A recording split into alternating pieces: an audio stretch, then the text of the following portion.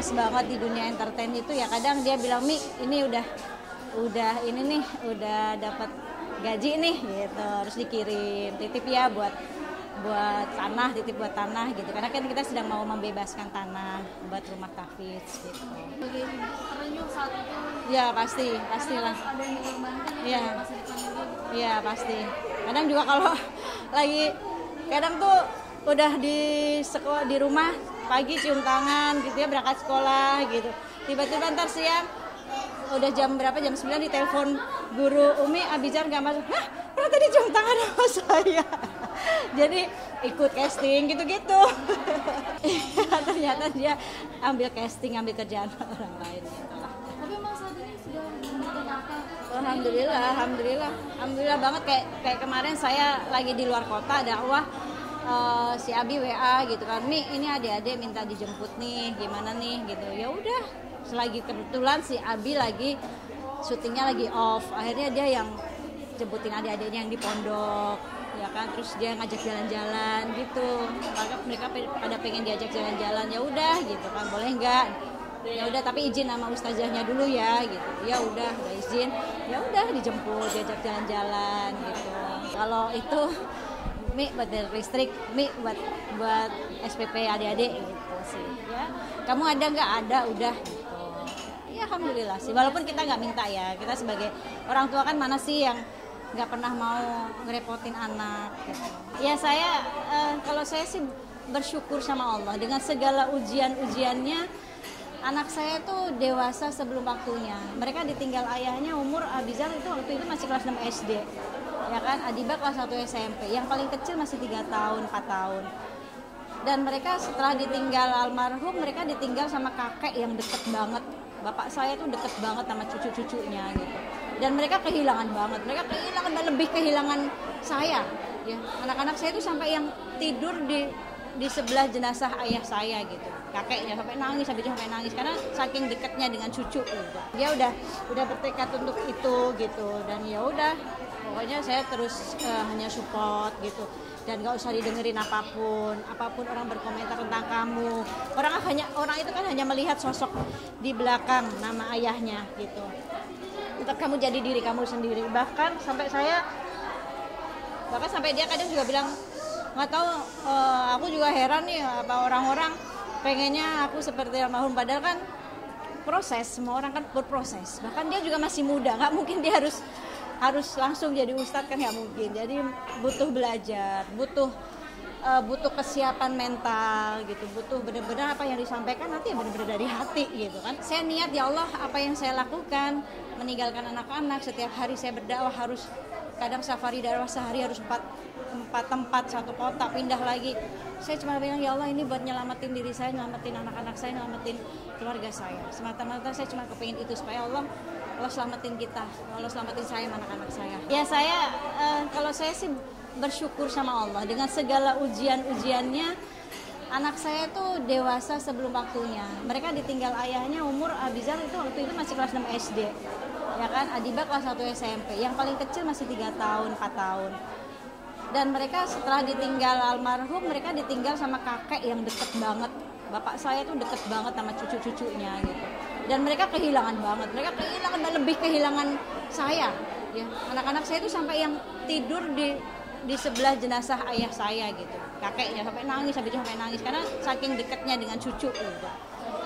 Terus nggak lama rumah saya terbakar, mereka melihat sendiri gitu, di usia mereka yang masih kecil, mereka kebingungan mau lari kemana dan mereka melihat uminya yang nolongin dia. Itu membuat mereka tuh yang dulu sewaktu masih ada almarhum orangnya royal, mereka minta apapun diturutin. Tapi begitu dengan keadaan seperti itu yang kita habis nggak punya apapun gitu, mau tinggal di mana juga bingung, mereka kayak yang kuat dengan sendirinya, lebih dewasa. Setiap kali mau beli ini dia nanya dulu, Umi punya uang nggak? Kalau nggak usah, ya udah lihat-lihat aja. Itu yang selalu diucapkan gitu. Mau minta apapun dia nanya uminya punya uang nggak. Bahkan saya dakwah bawa makanan saya taruh di meja makan, dia akan nanya gitu, Mi ini punya siapa, boleh dimakan nggak? Hal seperti itu gitu loh, yang dulu mungkin nggak ada keluar dari mulut anak-anak saya. Jadi ya saya bangga ya dengan kedewasaan anak-anak saya. Seperti maksudnya kayak Allah tuh mendidik mereka dengan ujian ini, Allah mendidik mereka itu menjadi anak yang kuat. Pelek, keras kepalanya, hobinya semuanya, terus royalnya. Dia Abi sama almarhum itu sama. Kalau udah punya uang, royal banget ke adiknya, ke teman-temannya. Kadang teman-temannya diajak semua apa segala macam gitu. Jadi ini plek-ketiplek bapaknya banget, saya bilang gitu. Alhamdulillah banget.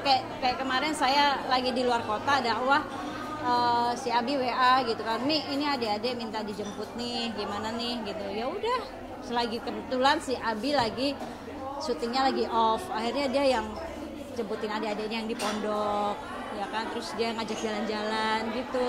Maka mereka pada pengen diajak jalan-jalan, ya udah gitu kan, boleh nggak? Ya udah, tapi izin sama ustazahnya dulu ya gitu. Ya udah izin, ya udah dijemput, diajak jalan-jalan. Mi buat listrik, Mi buat SPP adik-adik gitu sih. Ya, kamu ada nggak? Ada, udah gitu. Ya alhamdulillah sih. Walaupun kita nggak minta ya, kita sebagai orang tua kan mana sih yang nggak pernah mau ngerepotin anak gitu.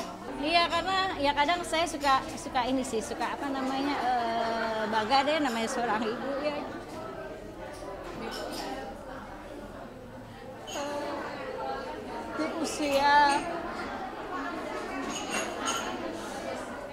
Di usia dia yang masih remaja tapi membawa beban.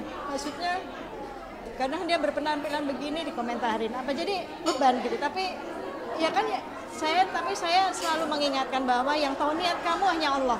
Kamu bekerja di dunia entertain ya karena memang rezekinya ada di situ. Tujuan kamu untuk iniin cita-cita ayahnya pengen punya rumah tahfidz yatim.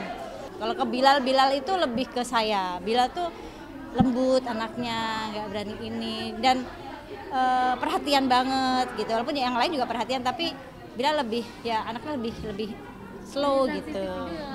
Enggak, kalau sensitif yang nomor 3 justru. Dia baperan. Jadi anak saya beda-beda. Iya, kayaknya Diba belum ya. Nggak tahu deh, nggak ngerti siap nggak siapnya dari segi apa, nggak ngerti. Kadang nanya-nanya rumah di sini harganya berapa gitu. Berarti udah jauh ya persiapannya. Ya doain aja. Kita juga pengennya cepet-cepet ya gitu. Tapi kalau ditanya emang mau kapan sih Kak? Ntar aja, udah gitu aja jawabannya. Dulu udah pernah bertemu kok, hanya ngobrol-ngobrol aja, pengen ya ngobrol aja, makan malam aja biasa. Belum ada pembahasan soal itu. Walaupun ya biasanya udah buru-buru apa haginya, cuma ya kan semuanya biarin mereka, anaknya yang mau ini kan. Ya serius mau sungguh-sungguh sama Diba, cuma kan masalah masih kontrak kerja dan segala macam kali ya. Jadi mereka masih mempersiapkan itulah dengan baik. Gitu. Kan nikah itu buat lama, bukan buat main-main doang gitu.